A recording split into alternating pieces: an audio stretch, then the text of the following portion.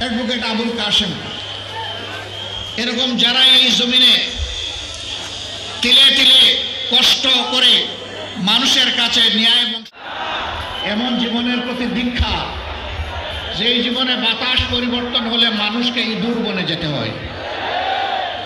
এমন রাজনীতিকে ঘৃণা করি যেই রাজনীতি করতে গিয়ে দেশ ছেড়ে পালাতে হয়।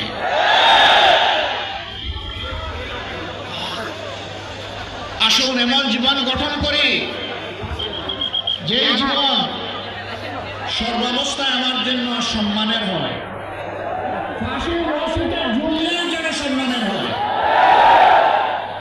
ফাঁসির পাতাতলের উপর দাঁড়ালেও যেন সম্মানের হয়, আবু সাইদের মতো মুখ পেতে গুলি নিলে সেটাও যেন আনন্দের হয়।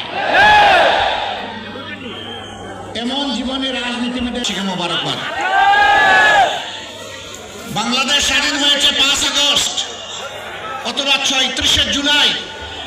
আপনারা আল্লাহর পক্ষ থেকে স্বাধীনতা পেয়েছেন 4 আগস্ট, কিন্তু বিনামূল্যে নয়, অতি উঁচু মূল্যে। 11টা তাজা প্রাণ এই শহরের মাটিতেই ঝরে গেছে।